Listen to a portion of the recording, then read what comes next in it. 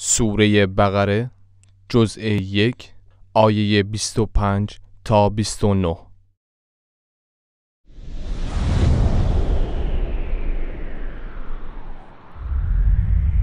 اعوذ بالله من الشیطان الرجیم.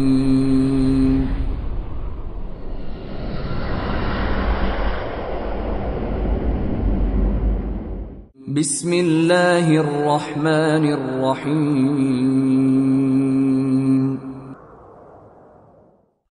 وبشر الذين آمنوا وعملوا الصالحات أن لهم جنات تجري من تحتها الأنهار كلما رزقوا منها من ثمرة رزقا قالوا هذا الذي رزقنا من قبل وأتوا به متشابها ولهم فيها أزواج مطهرة وهم فيها خالدون.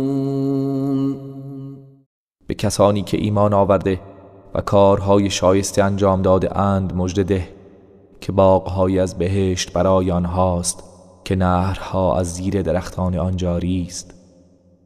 هر زمان که میوه‌ای از آن به آنان داده شود گویند این همان است که قبلا به ما روزی داده شده بود و میوه‌های همانند آورده شود و برای آنان همسرانی پاکیزه است و جاودانه در آن خواهند بود.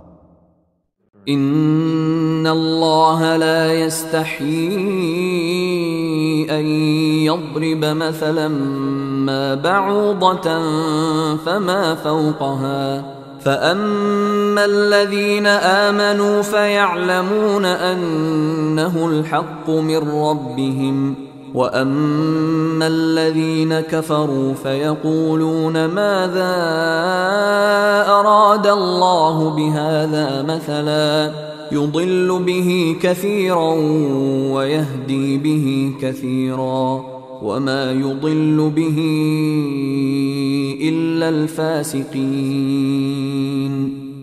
به راستی خداوند از این که به پشه‌ای یا بالاتر از آن مثال بزند شرم نمی کند.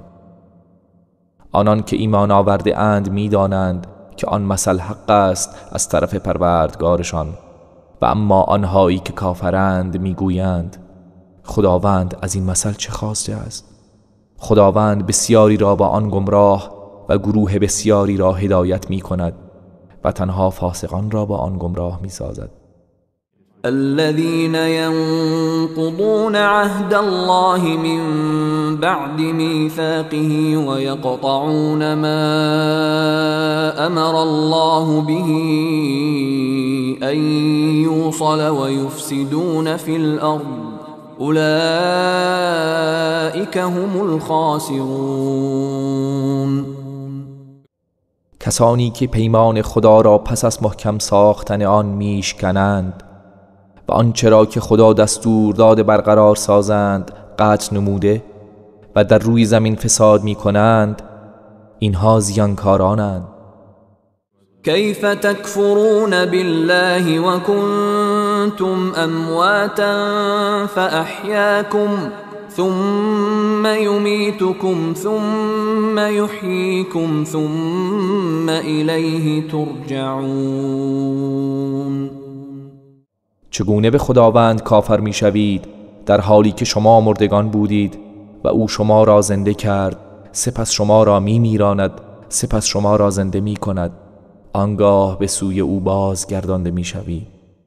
هو الذي خلق لكم ما في الأرض جميعا ثم استوى إلى السماء فسواهن 7 سماوات وهو بكل شيء عليم.